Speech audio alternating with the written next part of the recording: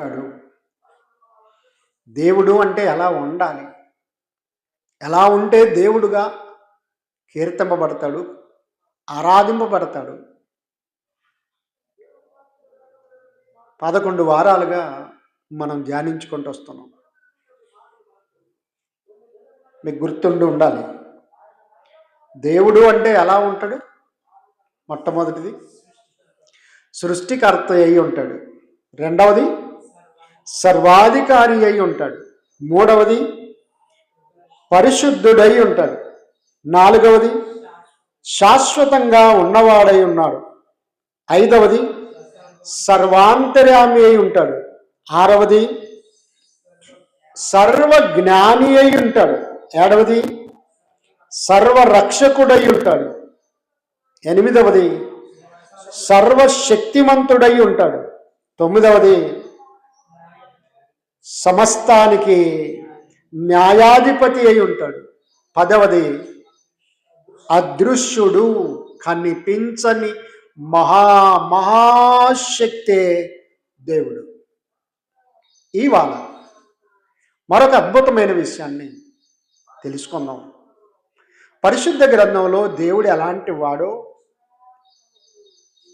ఆయనకున్న లక్షణాలేంటో, అర్హతలేంటో, యోగ్యతలేంటో, క్వాలిఫికేషన్స్ ఏంటి అసలు. ఎందుకంటే ఇవాళ ఒక పోలీస్ కావడానికి అర్హతలు ఉన్నాయి, టీచర్ కావడానికి అర్హతలు ఉన్నాయి, ఎమ్మెల్యే కావడానికి అర్హతలు ఉన్నాయి. బాగా గమనించండి. ఇలా ఐఏఎస్ ఐపీఎస్ కావడానికి కూడా దానికి కావలసిన చదువులు, అర్హతలు ఉన్నాయి. దేవుడు అంటే ఎలా ఉంటాడన్న సంగతిని 11వ అంశంగా లేదా 11వ భాగాన్ని ధ్యానం చేద్దాం. దేవుడు అంటే అమరుడు. దేవుడు అంటే అమరుడు. అమరుడు అమరుడు అంటే మరణము లేనివాడు. ఏం లేనివాడు? మరణం లేనివాడు. ఇలా ఒక సైంటిస్టులు చాలా ప్రయోగాలు చేశారు. మనిషి ఆయుష్ను 1300 సంవత్సరాలకు పెంచుతామన్న మహానుభావులు ఉన్నారు. ఎన్నేళ్ళట? 1300 సంవత్సరాలకు పెంచుతాము అన్నారు. దేవుడేమో 1000 దాకా ఆయుష్కాలం ఇచ్చి చివరికి ఇప్పుడు మా ఆయుష్కాలము 70, అధిక బలమున్న ఎడల 80. దేవుడు కుదించుకుంటూ వస్తే మనిషి ఏమో 1300 సంవత్సరాలకు పెంచుతాము అన్నాడు.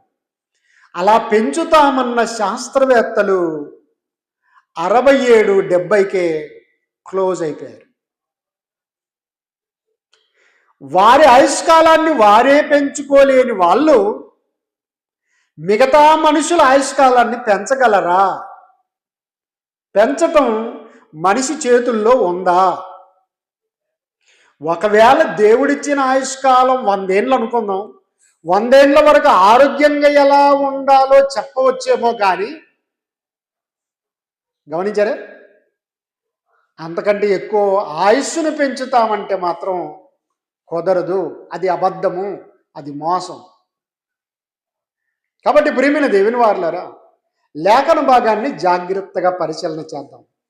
కీర్తనల గ్రంథం 39వ కీర్తన 4 నుండి చూడండి.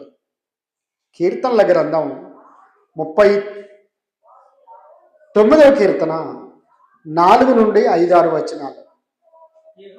యెహోవా నా అంతము ఎట్లుండునది,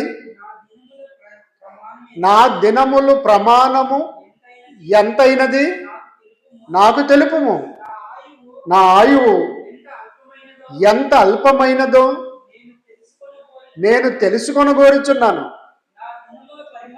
నా దినముల పరిమాణము నీవు బెత్తడంతగా చేసి ఉన్నావు.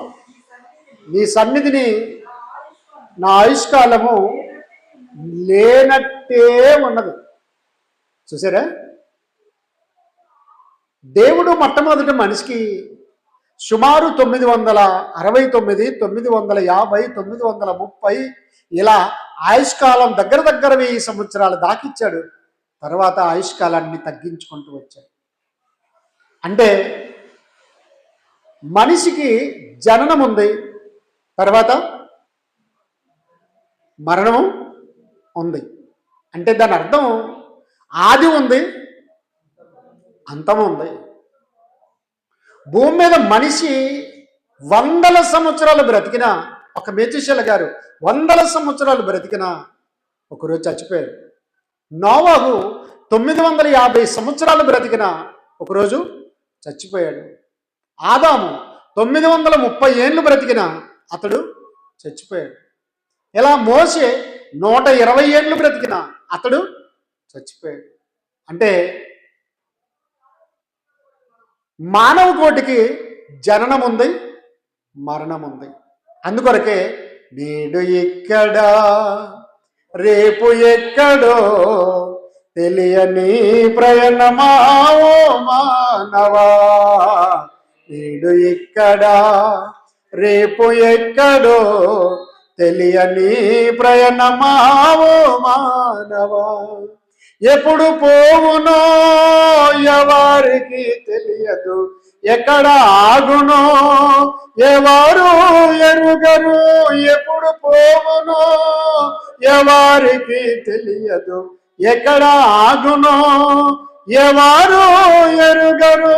నేడు ఇక్కడ రేపు ఎక్కడో తెలియని ప్రయాణమా మానవా. కాబట్టి ప్రియమైన దేవుని వారలారా, మనిషికి జననం ఉంది, మరణం ఉంది. అలాగే ప్రకృతిలో ఉన్న ప్రతిదానికి ఒక చిన్న మొక్కను చూసుకోండి. ఒక 2 నెలల క్రితం ఈ వర్షాకాలంలో చాలామంది రైతులు విత్తనం వేశారు. అది మొలిచింది, పెరిగింది, కొంత పెద్దగా అయింది. మరి ఇక 2 నెలలకు ఏమవుతుంది? పంట కోతకు వచ్చేస్తుంది. అప్పుడు ఆ పంట అంతమవుతుంది. తర్వాత రెండో పంట వేసుకోవడానికి రైతు ఆలోచన చేస్తాడు. అంటే ప్రతి మొక్కకు జననం ఉంది, మరణము ఉంది. జాగ్రత్తగా ఆలోచించండి ప్రియమైన దేవుని వారలారా. ఇలా లేఖన భాగాన్ని ఆలోచన చేస్తే 102వ కీర్తనలో చూడండి. 102వ కీర్తన 24 వచనం నుండి చూడండి. 102వ కీర్తన 24 వచనం. నేను ఇలాగ మనవి చేసి తిని, నా దేవా నా దినముల మధ్యను నన్ను కొనుపోకము, నీ సంవత్సరములు తరతరములుండును. ఆదియందు నీవు భూమికి పునాది వేసితివి, ఆకాశములు కూడా నీ చేతి పనులే. అవి నశించును గాని నీవు నిలిచి ఉండువు. అవన్నీ వస్త్రము వలె పాతగిలును. ఒకడు అంగవస్త్రమును తీసివేసినట్లు నీవు వాటిని తీసివేయదు, అవి మార్చబడును. 27వ వచనం. నీవు ఏకరీతిగా ఉండువాడు, నీ సంవత్సరములకు అంతము లేదు. చూసారా? అంటే దేవా నీవు ఆదియందు భూమికి పునాది వేసితివి, ఆకాశము కూడా నీ చేతి పనులే. ఆలోచించారా? అవన్నీ గతించును కానీ నీవు నిలచి ఉందువు. నీవు నిలచి ఉందువు అంటే అర్థమైందా? ఆదియందు దేవుడు భూమి ఆకాశములను సృజించను. ఆది కాండం 1వ అధ్యాయం 1వ వచనంలో ఆదియందు దేవుడు భూమి ఆకాశములను సృజించను. అంటే వాటికి ఆది ఉంది. ఏముంది? ఆది ఉంది. ఇక్కడ అంటున్నాడు అవి గతించిపోవును కానీ నీవు నిలిచి ఉండు. ఏవి గతించిపోతాయి? గమనించారా? ఆది యందు నీవు భూమికి పునాది వేసితివి, అది పోతది. అలాగే ఆకాశము కూడా నీ చేతి పనులే, అవి గతించిపోవును. అవి ఏమవుతాయట? గతించిపోతాయటండి. అంటే ఆకాశానికి ఆది అంతం ఉంది, భూమికి కూడా ఆది అంతం ఉంది. ఒకడు తన పై వస్త్రమును, ఒకడు తన అంగవస్త్రమును తీసివేసినట్లు దేవుడు భూమి ఆకాశములను ఏం చేస్తాడట? తీసివేస్తాడట. చాలా జాగ్రత్తగా ఆలోచించండి. అంటే ఆకాశములు ఇప్పుడు ఏమున్నాయి? ఆకాశంలో ఏమున్నాయి? నీళ్ళున్నాయి, నక్షత్రాలు ఉన్నాయి, సూర్యుడు ఉన్నాడు, చంద్రుడు ఉన్నాడు, లేడా? చాలా గ్రహాలు ఉన్నాయి, కనిపించని ఉన్నాయి. గమనించండి ప్రియమైన దేవుని వారులారా, చాప వలె వస్త్రం వల్లే వాటిని చుట్టి పడవేసినప్పుడు అవేమవుతాయి? సూర్య చంద్ర నక్షత్రాలన్నీ కూడా ఏమైపోతాయి? పోతాయి. అంటే వాటన్నిటికి కూడా ఆది ఎలాగుందో అంతం కూడా అలాగే ఉంది. మనిషికి జననము మరణం ఉంది, జీవకోటికి జననము మరణం ఉంది. అలాగే వృక్షాలన్నింటికి, చెట్లకు, విత్తనములిచ్చు ఫలవృక్షములకు ఎలాగైతే జననం ఉంది, మరణం ఉంది, అలాగే భూమికి కూడా జననం ఉంది, మరణం ఉంది. ఆకాశానికి కూడా జననం ఉంది, మరణం ఉంది. యేసుక్రీస్తు వారు రెండవ రాకడగా వస్తూ ఉన్నప్పుడు మొట్టమొదటి దేవుడు ఏం చేస్తాడంటే ఇంటి దీపాన్ని ఆర్పివేస్తాడు. భూమి అంతటికి దీపం ఏది తెలుసా? ఆదికాండం 1వ అధ్యాయం చెప్పాడు కదా, భూమి మీద వెలిగించుటకు ఆయన ఆకాశంలో పెద్ద జ్యోతిని, చిన్న జ్యోతిని ఏర్పాటు చేశాడా? కాబట్టి దీపం ఆర్పేస్తాడు. ఏ దీపం? పెద్ద దీపం ఏది? అందుకొరకే సూర్యుడు నలుపై రోజు, చంద్రుడు ఎరుపై రోజు, సూర్యుడు నలుపై రోజు, చంద్రుడు ఎరుపై రోజు. బాగా గమనించండి. అంటే ఆ దీపాన్ని ఆర్పివేసేసరికి భూమి అంతటి చీకటిమయమవుతుంది. చీకటిమయమైతే చంద్రుడు ఎలాగ ఉంటాడు అంటే ఇంకొంతసేపటికి అది కూడా ఆరిపోతుంది అన్నమాట. ఎందుకంటే సూర్యుడి వెలుగు దాని మీద పడితేనే అది ప్రకాశిస్తుంది. కనుక ఆ చిన్న జ్యోతి కూడా ఏమైపోతుంది? ఆరిపోతుంది. అప్పుడు భూమి అన్నంతటి ఎలా ఉంటుంది తెలుసండి? చీకటి. నువ్వు కనిపించవు, నేను కనిపించను, కరెంటు పనిచేయదు, ఏది పనిచేయదు. అప్పుడు ఒకడు అంగవస్త్రమును మార్చినట్టుగా, తీసివేసినట్టుగా దేవుడు ఈ భూమిని, ఆకాశాన్ని ఏం చేస్తాడు? అందుకొరకే దానికి యేసుక్రీస్తు వారి రాకడకు దానికి లింక్ పెట్టాడు దేవుడు. ఏంటంటే సూర్యుడు నలుపై రోజు, చంద్రుడు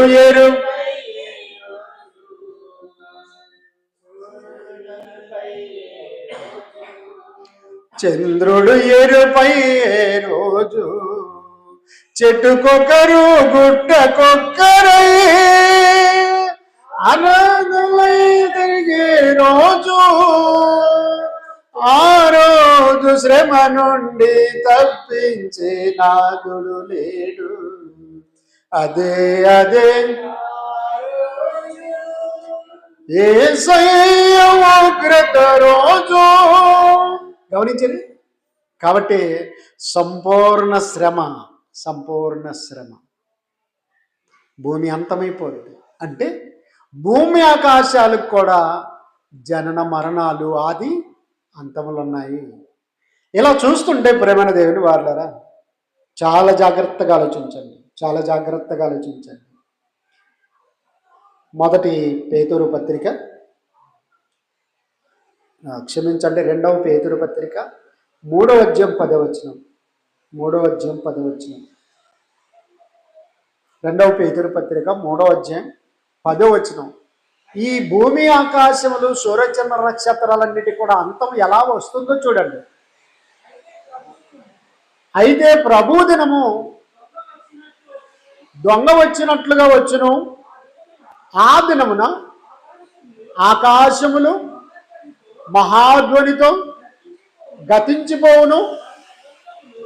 మన పంచభూతములు మిక్కటమైన వ్యాండ్రముతో లయమైపోవును. లయమైపోవును. అబ్బా, ఏమవుతుందట?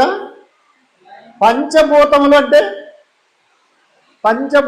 అంటే ఒకటి భూమి, రెండు ఆకాశము, మూడవది వెలుతురు సూర్యుడు సూర్యచంద్రులు, నాలుగవది గాలి, ఐదవది నీరు.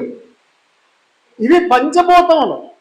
ఈ పంచభూతాలన్నీ కూడా మహావేంద్రముతో మిక్కటమైన వేడితో కాలిపోతాయట. అన్ని కాల్చివేయబడతాయట, లయమైపోతాయి. చూడడానికి ఉండవు, భూమి ఉండదు, ఆకాశం ఉండదు, సూర్యుడు చంద్రుడు నక్షత్రాలు ఉండవు, గాలి ఉండదు, నీరు ఉండదు, ఏది ఉండదు. అంటే అర్థం ఏంటి? ఆదియందు దేవుడు సృజించాడు, వాటికి అంతం పలికాడు. అంటే ప్రకృతిలో ఉన్న ప్రతిదీ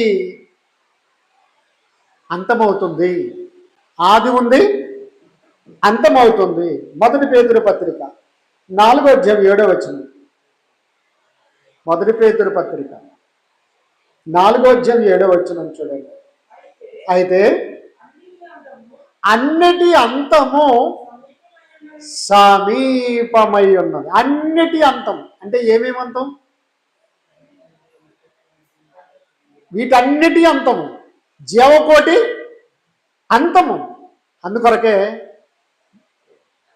ఎన్ని లక్షల జీవరాశులు ఉన్నాయి తెలుసా?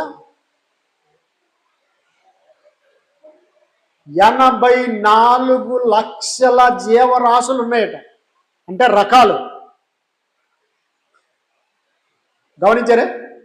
మనుషులు, పశువులు, గొర్రెలు, గుర్రాలు, ఒంటెలు, ఏనుగులు, సింహాలు, పులులు, మేకలు, గొర్రెలు, నక్కలు, కుక్కలు, అలాగే ఆకాశ పక్షులు, కాకులు, కొంగలు, చిలకలు, ఇలా ఏవైనా తీసుకోండి. ఇలాగూ భూమి మీద ప్రాకు జీవి వరకు 84 లక్షల రకాలు ఉన్నాయేటండి. అందుకొరకే జీవము 84 లక్షలు, చావు పుట్టుకలిక్కడ, ఎవరు చేసిన పాప కర్మములను భవించేదక్కడ.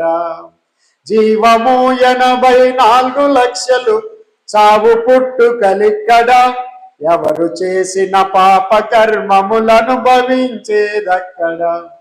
అక్కడిక్కడ చూసి మనము మాటలాడేదిక్కడ, అక్కడిక్కడ చూసి మనము మాటలాడేదిక్కడ. మాటలన్నీ మూటగట్టి రాత రాసేదక్కడ, మాటలన్నీ మూటగట్టి రాత రాసేదక్కడ. జీవము 84 లక్షలు, చావు పుట్టుకలిక్కడ, ఎవరు చేసిన పాప కర్మములను భవించేదక్కడ. కాబట్టి ప్రేమైన దేవుని వారలారా, భూమి మీద ఉన్న సకల జీవకోటికి అంతము వచ్చి ఉన్నది. ఏమొచ్చిందండి? పుట్టుక ఎలాగో గిట్టుక అలాగే ఉంది. ఎలాగైతే జననం ఉందో అలాగే మరణం ఉంది. ఎలాగైతే ఆది ఉందో అలాగే అంతము ఉంది. కాబట్టి ఇలాగూ జీవకోటి అంతటినీ ఆలోచన చేస్తే చావు పుట్టుకలున్నాయి. ప్రసంగి గ్రంథం 3వ అధ్యాయం మొదటి 2 వచనాలు చూడండి. ప్రసంగి గ్రంథం 3వ అధ్యాయం మొదటి నుంచి 3 వచనాలు. ప్రతిదానికి సమయము కలదు, ఆకాశము క్రింద ప్రతి ప్రయత్నమునకు సమయము కలదు. ఏంటట? పుట్టుటకు, చచ్చుటకు, దాటుటకు, నాటుటకు, నాటబడిన దాన్ని పెరిగి వేయుటకు, చంపుటకు, బాగు చేయుటకు, పడగొట్టుటకు. అబ్బా, చూసారా?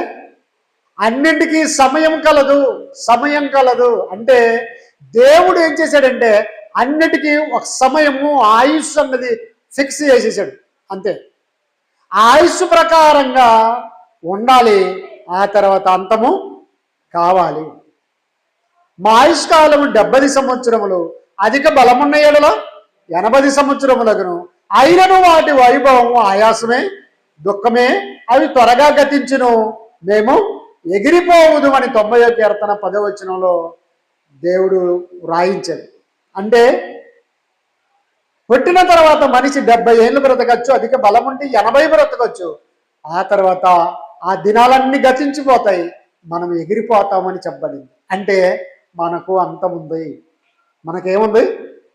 అంతముంది. కాబట్టి మనుషులందరూ ఎందరో వచ్చారండి భూమి మీదకి, కోట్ల మంది వచ్చారు, బ్రతికారు, యుద్ధాలు చేశారు, రాజులయ్యారు, రాజ్యాధికారం చేశారు, చక్రవర్తులు అయ్యారు. కానీ వారంతా ఏమైపోయారు? చచ్చిపోయారు. అంటే మనుష్యుడెవ్వడు అమరుడు కాదు, మనుష్యుడెవ్వడు దేవుడు కాదని దీని అర్థం. భూమి మీదకి వచ్చిన తర్వాత నేను బాబానండి, నేను దేవుడండి, నేను దేవతండి అని ఎవరైనా చెప్పుకుంటే వారు అమరులై ఉండాలి, చనిపోకుండా ఉండాలి. అలాగే ఒకవేళ చనిపోయారనుకోండి, వాళ్ళు దేవుళ్ళు దేవతలు కాదు, దేవతలు కాదండి. కనుకనే దృశ్యమైనది ఏది దేవుడు కాదు, అదృశ్య మహాశక్తే దేవుడు అని తెలుసుకున్నాం. కాబట్టి మనుషులు పుట్టారు, చచ్చారు. కాబట్టి మనుషుడు ఎవ్వడు దేవుడు కాదు. ఓకే, అలాగూ వృక్షాలు అవి పుట్టాయి, చచ్చాయి, అవి కూడా దేవుడు కాదు. రాళ్ళు కూడా పుట్టింపబడ్డాయి, అవి కూడా నాశనం అయ్యాయి, అంటే రాళ్ళు కూడా దేవుడు కాదు. వెండి బంగారాలు భూమిలో నుండి మనకు దొరికాయి, వాటిని మనిషే ఒక రూపంగా చేశాడు, కాబట్టి అవి దేవుడు కాదు. దేవుడు మనుషుల్ని చేస్తాడు, కానీ మనుషులు దేవుణ్ణి చేయలేరు. ఇవాళ చూడండి, ఎవడు పడితే వాడు ఒక రూపాన్ని ఏర్పాటు చేసేది దేవుడు అన్నాడు. దేవుడు అంటే ఎలా ఉంటాడు అనగానే వానికి ఎక్కడ ఆలోచన రాలేదు. వానికి ఏది ఆలోచన వస్తే అది దేవుడిగా మలచేసుకున్నాడు. అతడికి 2 చెవులు ఉంటాయి, కళ్ళు ఉంటాయి, ముక్కు ఉంటాయి, నోరు ఉంటాయి, కాళ్ళు ఉంటాయి, చేతులు ఉంటాయి అని ఒక రూపాన్ని ఏర్పాటు చేశాడు. కొన్నిసార్లు ఆ విగ్రహాలను చూసినప్పుడు నాకు విచిత్రం అనిపిస్తుంది. మనిషి ఒక మంచి ఫోటో దిగాలనుకోండి, ఏం చేస్తాడు? ఫోటోలో మంచిగా కనపడడానికి ఏం చేస్తాడు మనిషి? చక్కగా దూకుంటాడు, చక్కగా గడ్డం చేసుకుంటాడు, చక్కని మీసాలు తయారు చేసుకుంటాడు, దీనికి మళ్ళా ఒకసారి మేకప్ వేస్తాడు. ఫోటో స్టూడియోలోకి వెళ్ళాడు, ఆయన అద్దము దువ్వెన పౌడరు పెట్టుంటాడు. తర్వాత ఏ స్టైల్లో దింపాలో చెబుతాడు. అవునా? ఒకడు సిగరెట్ పెట్టుకొని ఫోటో దిగేటోడు, అవునా కదండి?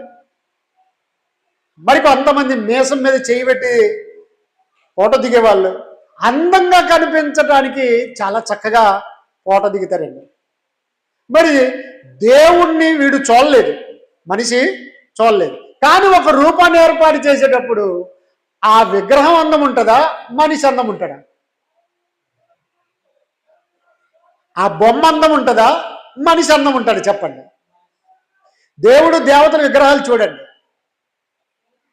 వాళ్ళందరికంటే కోట్లాది దేవుళ్ళు దేవతలు అంటాడు కదా, వాళ్ళందరికంటే ఈ మనిషి అందంగా ఉంటాడు.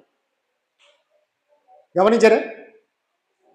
నువ్వైతే అందంగా ఉండాలి, దేవుడు దేవత అనబడిన వాళ్ళు మాత్రం ఎట్లున్నా పర్లేదు, 2 కాళ్ళు, చేతులు, ముక్కు, నోరు, కళ్ళు ఉంటే చాలు.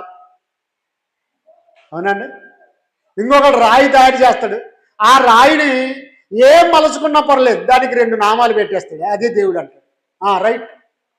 మిగతా వాళ్ళందరూ కూడా దేవుని స్వరూపాలుగా నిర్మింపబడిన వారు, దేవుని చేత చక్కగా చక్కగా మలచబడిన వీరు, దేవుని అరచేతిలో నిర్మించబడిన మనిషి ఆ బొమ్మకు సాగిలపడి మొక్కుతాడండి. ఒక రాయిని తెస్తాడు, ఒక చెక్కని తెస్తాడు, ఒక బొమ్మను ఏదో చేస్తాడు, అక్కడ పెట్టి మొక్కేస్తాడు. అందుకొరకే అడవిలో చెట్టు కొట్టి అన్ని పనిముట్లు చేసి వడివంగా తీర్చి బొమ్మ వడ్రంగి చేయు పిదప దృఢమైన రమ్ము మూసి పడి పాడి మృక్కు చుందూరేలా బొమ్మలను గులువాని మీలామము. అర్థమైందా? అడవిలో చెట్టు ఎవరు పెట్టారు? దేవుడు మొలిపించాడు. దాన్ని కొట్టుకొని వచ్చావు, అదొక మొద్దును తీసుకున్నావు, శిల్పి దగ్గరికి వచ్చావు, వడ్రంగి దగ్గరికి వచ్చావు, దాన్ని ఒక చక్కని ఆకారం మలిపించావు, దానికి దృఢమైన గట్టి రంగును పూసావు.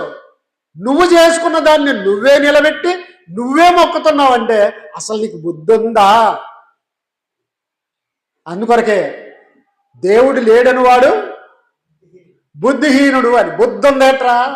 అది అడవిలో పెరిగిన చెట్టు కదా, ఆ చెట్టుని తెచ్చి ఇలాగ చేసి దాన్ని దేవుడు దేవత అంటావేంటి?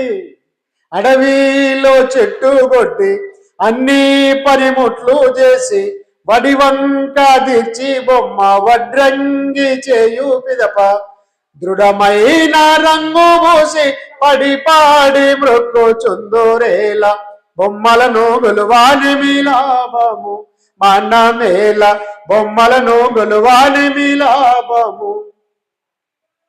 మందు నూరుటకొకటి మడి పంచనుదకానొకటి అంటే అర్థమైందా?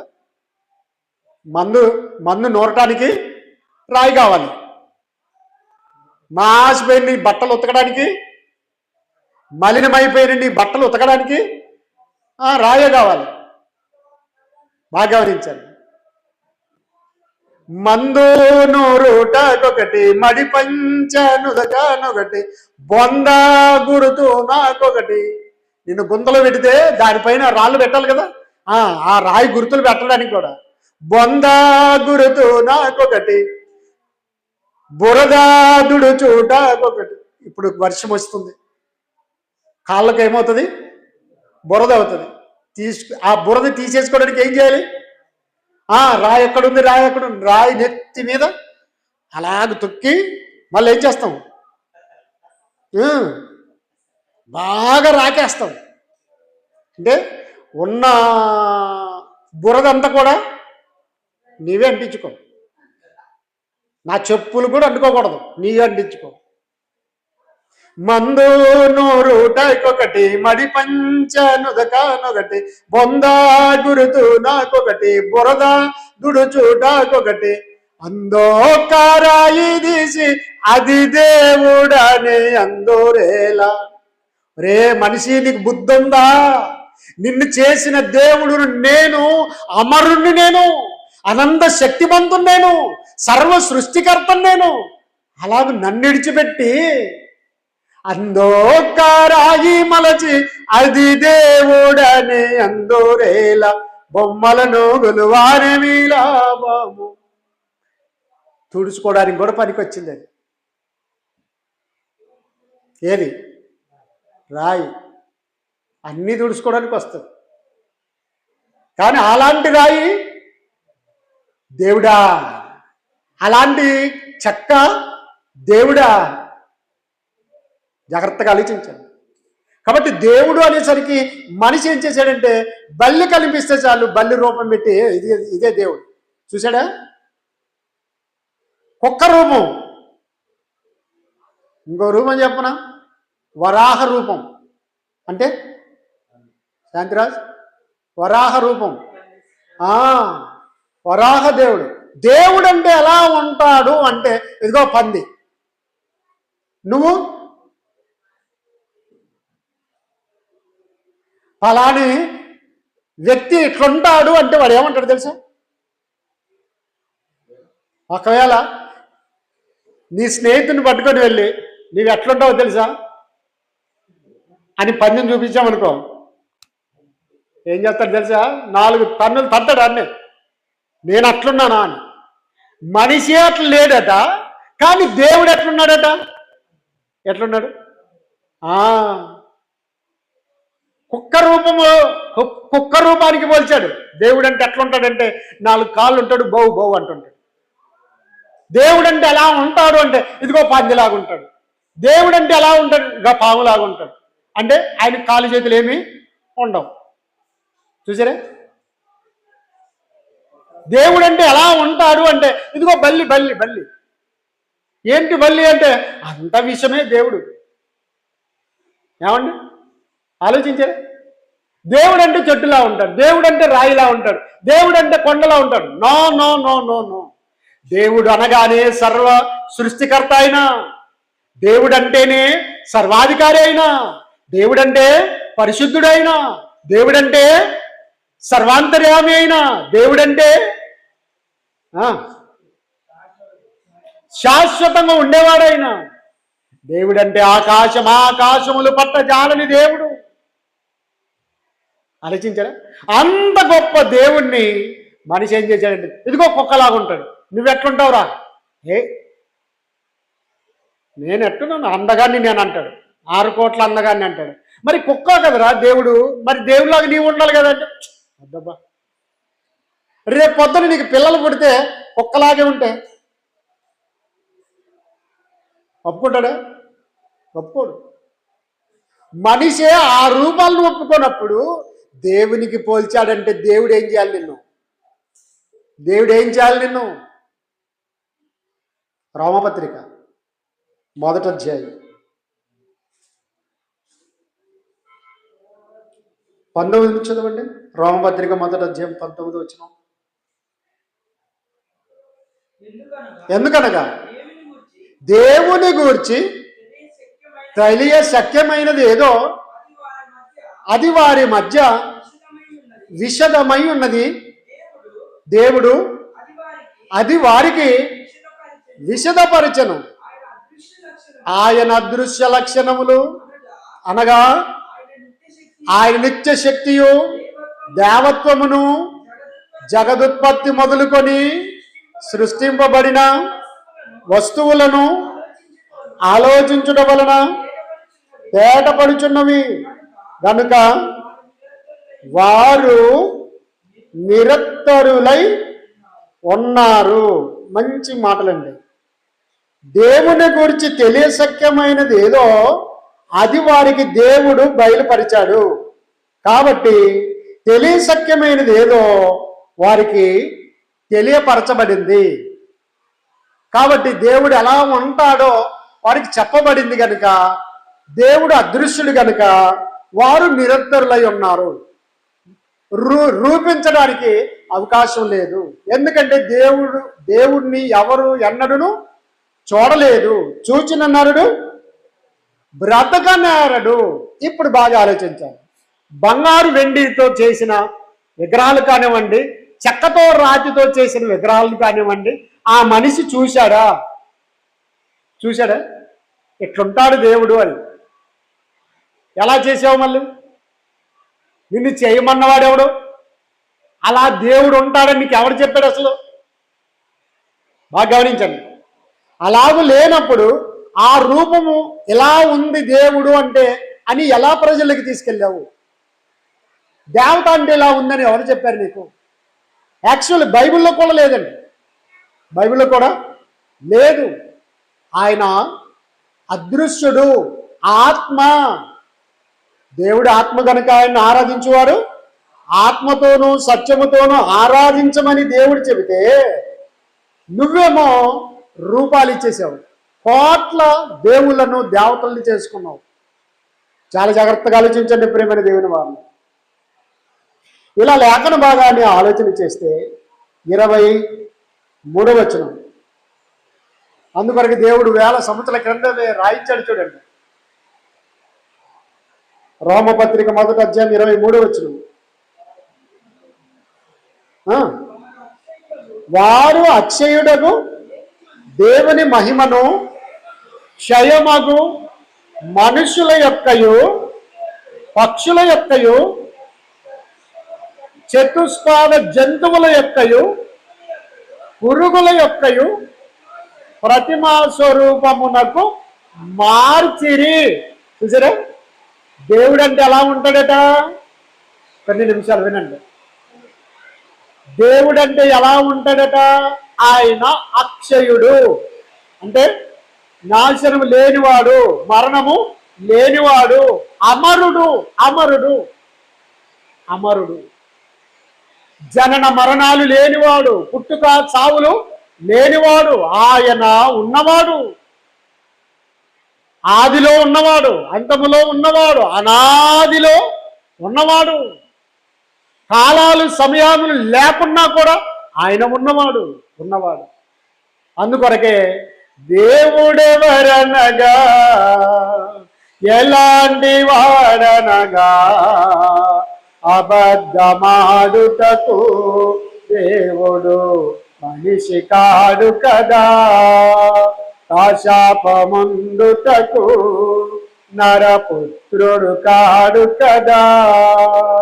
దేవుడెవరనగా ఎలాంటి వాడనగా అబద్ధమాడుటకు దేవుడు మనిషి కాడు కదా, శాపమందుటకు నరపుత్రుడు కాడు కదా. అనంతమైన అదృశ్య దేవుడు. ఏంటట? అనంతమైన అదృశ్య దేవుడు. జాగ్రత్తగా ఆలోచించండి. అలాంటి దేవుణ్ణి మనుషులు ఏం చేశారు తెలుసా? క్షయమగు మనుషుల యొక్క అంటే 2 కాళ్ళు 2 చేతులు, కళ్ళు, ముక్కు, నోరు, తల ఎలా ఉంటాడు. మరి ఇంకొక దేవుడు ఎలా ఉంటాడు తెలుసా? ఆయనకు ఒక తోక ఉంటుంది. ఇంకా దేవుడు ఎలా ఉంటాడు తెలుసా? 4 కాళ్ళు ఉంటాయి, తోక ఉంటాయి, చెవులు ఉంటాయి, కొమ్ములు ఉంటాయి. గమనించారా? అక్షయుడైన దేవుణ్ణి క్షయమగు మనుషుల యొక్కయు పక్షుల యొక్కయు, అతనికి రెక్కలు కూడా ఉంటాయి. ఎట్లుంటాయి? ఏముంటాయి? రెక్కలు ఉంటాయి. తర్వాత చతుష్పాద జంతువులు. అహరోను గారి దగ్గరికి ఇజ్రాయేల్ వస్తే దేవుడు ఎట్లుంటాడు చేయవయ్యా అంటే చేశాడు మహానుభావుడు. దేవుణ్ణి చేశాడు. దేవుడేమో అహరోన్ని చేస్తే అహరోను ఏం చేశాడు? అందరి దగ్గర వెండి బంగారాలు సొమ్మంత తీసుకొని కరగ తీసి, గమనించారా, వాటిని ఒక పోత పోసి ఏం చేశాడు? దూడం తయారు చేశాడు. దేవుడు అంటే ఎలా ఉంటాడు తెలుసా? ఇదిగో 4 కాళ్ళు ఉంటాయి. మరి నాకేముంటాయి? 2 కాళ్ళు ఉంటాయి. దానికి నోరు ఉంటుంది, కానీ అది గడ్డి మేయదు, అరవదు. కానీ నేను మాత్రం చూసారే, అరుస్తాను, మాట్లాడతాను, నవ్వుతాను, పలకరిస్తాను, బోధిస్తాను, ఏమైనా చెబుతాను. దేవుడు మాత్రం ఎట్లా ఉంటాడు తెలుసా? ఎదుగో 2 కొమ్ములు ఉంటాయి, చెవులు ఉంటాయి, గమనించారే, 4 కాళ్ళు ఉంటాయి, ఒక తోక ఉంటుంది.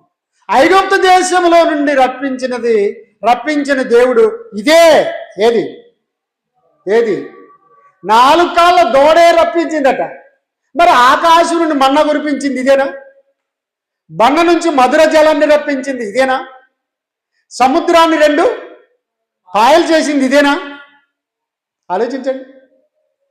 ఐగుప్తు దేశంలో నుండి నడిపించిన దేవుడు ఇదే అన్నాడండి అహరోను. వారందరూ కూడా దానికి ఏం చేశారు తెలుసా?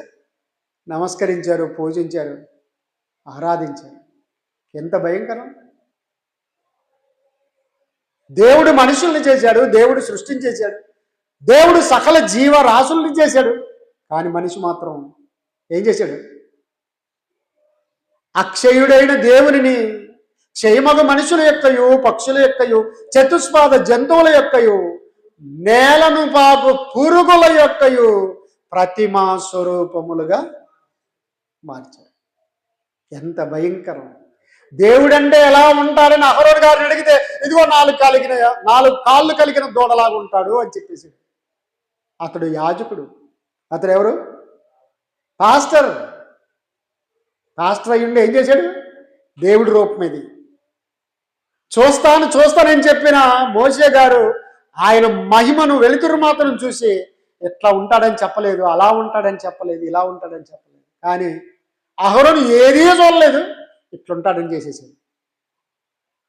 అందుకొరకే అడవిలో చెట్టు కొట్టి అన్ని పనిముట్లు చేసి వడివంక తీర్చి బొమ్మ వడ్రంగి చేయు పిదప దృఢమైన రంగు పూసి పడి పాడి మృక్కు చుందురేలా బొమ్మలను గొలువానెమి లాభము మన మేళ బొమ్మలను గొలువానెమి లాభము. కాబట్టి ప్రేమని దేవుని వారులారా, కుక్కని దేవుడు అన్నాడు, పాముని దేవుడు అన్నాడు, బల్లిని దేవుడు అన్నాడు, పందిని దేవుడు అన్నాడు, గాలిని దేవుడు అన్నాడు, భూమిని దేవుడు అన్నాడు, చెట్టుని దేవుడు అన్నాడు, రాయిని దేవుడు అన్నాడు, మనిషిని దేవుడు అన్నాడు. కానీ దేవుణ్ణి దేవుడు అనట్లేదు వీడు. అందరిని దేవుడు అంటాడు, అన్నింటినీ దేవుడు అంటాడు. కానీ నిజమైన దేవుణ్ణి మాత్రం దేవుడు అనట్లేదు. వారు దేవుణ్ణి ఎరిగియు దేవునిగా మహిమపరచలేదు అని బాధపడ్డాడు దేవుడు. నేను తండ్రిని రా బుజ్జి కన్నా అంటే కూడా తండ్రిగా నన్ను మహిమపరచలేదు. చాలా జాగ్రత్తగా ఆలోచించండి. కాబట్టి ప్రేమైన దేవుని వారులారా, అన్నిటి అంతము సమీపమయ్యింది. అన్నిటికీ ఆది ఉంది, అంతం ఉంది. అన్నిటికీ జననం ఉంది, మరణం ఉంది. కానీ దేవుడికి జననం లేదు, మరణం లేదు.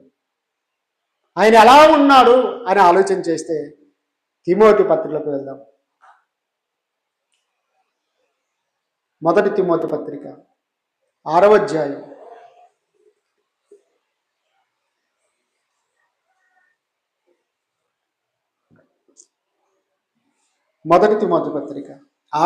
16వ వచనం చూడండి. జాగ్రత్తగానాలే. దేవుడు అంటే ఎలా ఉంటాడు అంటే అద్భుతమైన జవాబు చెబుతుంది చూడండి. సమీపింపరాని తేజస్సులో ఆయన మాత్రమే. అక్కడ 2 3 4 90 మంది లేరండి. ఆయన అంటే ఒక్కడే. సమీపింపరాని తేజస్సులో ఆయన మాత్రమే వసించుచు అమరత్వము గలవాడై ఉన్నాడు. ఏమై ఉన్నాడట? అమరత్వం అంటే మరణము లేనివాడు. మరణము లేనివాడు. ఒక అవ్వ మనవలు నడిచిపోతా ఉన్నారు. రోడ్డు మీద నడిచిపోతా ఉంటే అక్కడ ఒక చిన్న కప్ప పిల్లేమో చచ్చిపోయింది. ఏం చచ్చిపోయింది? రాజు అంటున్నావా? కప్ప పిల్ల చనిపోయింది. మనవడు అంటున్నాడు, అవ్వా కప్ప పిల్ల చచ్చిపోయింది అని అంటే అవ్వేమంటుంది తెలుసా? చచ్చిపోతే మరి దేవుణ్ణే చంపినారు. ఎవరిని చంపినారు? కప్ప పిల్ల చచ్చిపోయింది అంటే సరిపోద్ది. ఏమంటుంది? కప్ప పిల్ల చచ్చిపోయింది, దేవుణ్ణి కూడా చంపినారు. మళ్ళీ ఎవరు చంపారు దేవుణ్ణి? ఎవరు చంపారు దేవుణ్ణి? దేవుణ్ణి చంపలేము. ఆయన మహాకాశములు పట్టజాలని దేవుడు. ఆయన ఎవ్వడు చంపలేడు. అందుకొరకే ఆయన అమరత్వము గలవాడై ఉన్నాడు. మరణము లేనివాడు. కాబట్టి ప్రియమైన దేవుని వారులారా, దేవుడు అంటే ఎలా ఉంటాడు అంటే మరణము లేనివాడై ఉంటాడు. మనకు జనన మరణాలు రాసేవాడే కానీ ఆయన మరణించేవాడు కాదు. దేవుడు తన ప్రియమైన కుమారుడు యేసుక్రీస్తు వారిని పాపం నిమిత్తమై మరణించడానికి పంపించాడు. కానీ తాను మరణించలేదు. తాను ఎవరు చంపజాలరు. సమీపింపరాని తేజస్సులో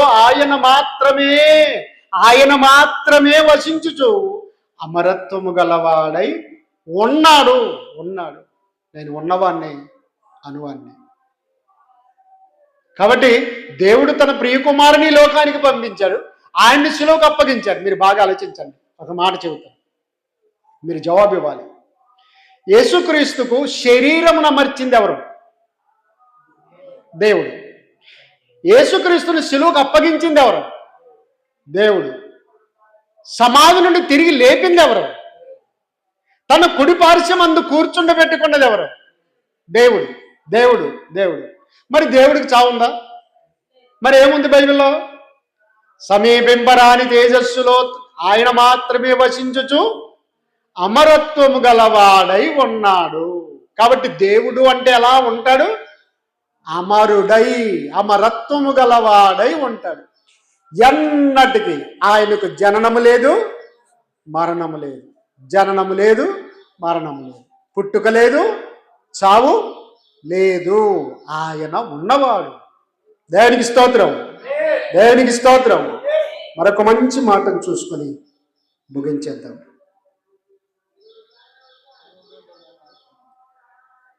యెషయా గ్రంథం 43వ అధ్యాయం 10వ వచనం. యెషయా గ్రంథం 43వ అధ్యాయం 10వ వచనం.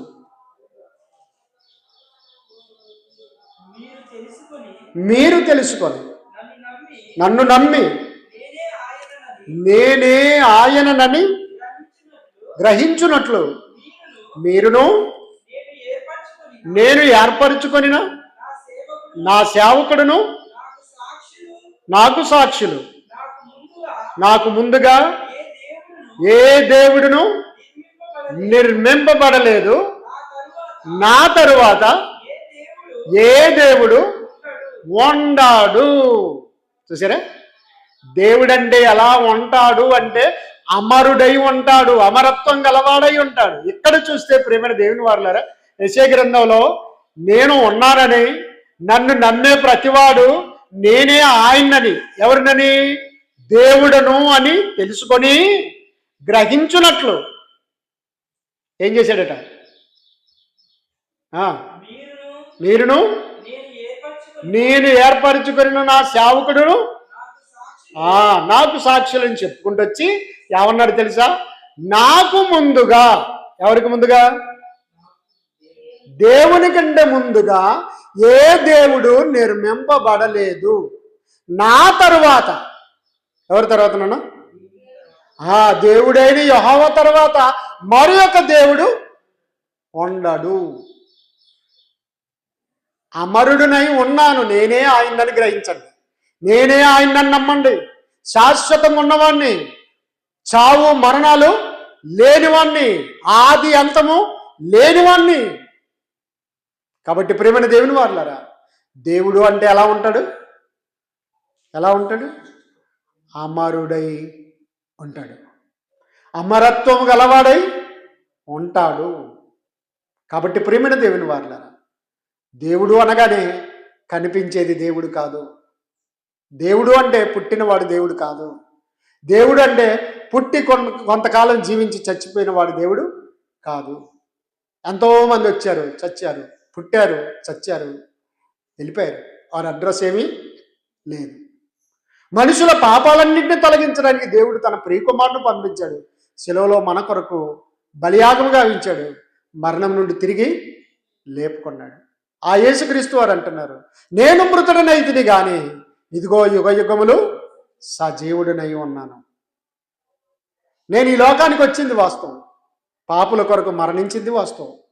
తిరిగి నా తండ్రి లేపాడు, తన దగ్గర కూర్చొండబెట్టుకున్నాడు. కానీ సత్యదేవుడు, నిత్యదేవుడు, మరణము లేనివాడు, ఆది అంతం లేనివాడు,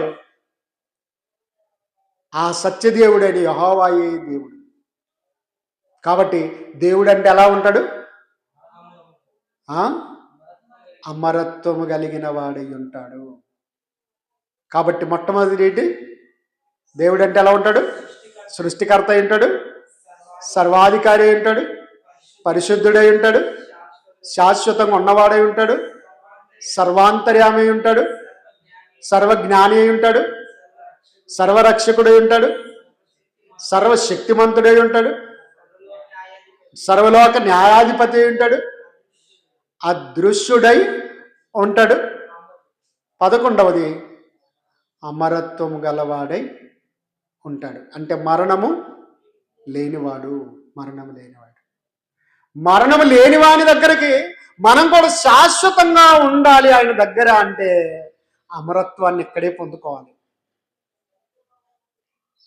యేసుక్రీస్తు దేవుని కుమారుని నమ్మి బాప్తిసం పొందినవాడు నిత్య జీవం పొందినవాడు, నిత్య జీవం పొందినవాడు. యేసుక్రీస్తు వారు రెండవ రాకడ వచ్చినప్పుడు సమాధిలో నుంచి మొట్టమొదట తన భక్తులే లేపబడతారు. అప్పుడు యేసుక్రీస్తుతో పాటు ఆకాశ మండలములన్నిటికంటే మరీ పైకి తండ్రి ఇంటికి కొనిపోబడదు. అక్కడ ఆయనకు చావు ఎట్లాగూ లేదో అక్కడికి చేరిన వారికి ఇక చావు ఉండదు. యేసుక్రీస్తు వారు చావుని జయించి అక్కడికి వెళ్ళాడు. ఇప్పుడు రెండవసారి వస్తే ఎవరైనా చంపగలరా? సిలువ వేయగలరా? ఎవ్వరు వేయలేరు. ఎందుకంటే అది నిర్ణయకాలం. దేవుడు అప్పుడు నిర్ణయించాడు, పుట్టాడు, చచ్చాడు, తిరిగి లేపబడ్డాడు. ఇప్పుడు చావడానికి రావట్లేదు ఆయన, దేవుని పిల్లల్ని తీసుకొని వెళ్ళటానికి వస్తాడు. కాబట్టి అలాగే శాశ్వతమైన అమరుడైన అమరత్వం కలిగిన దేవుని దగ్గరికి వెళ్ళాలంటే మనం గట్టి విశ్వాసమై ఉండి ముందుకు సాగాలి. కష్టమైన, బాధ అయినా, దుఃఖమైన, రోగమైన, అది ఏదైనా దేవుని కొరకు సహిద్దాం, భరిద్దాం, ఆయన కొరకు ముందుకు సాగుదాం. దేవుడు తన మాటలను మన హృదయంలో ఉంచి ఫలింపజేయునుగాక. దేవునికి స్తోత్రం, దేవునికి స్తోత్రం.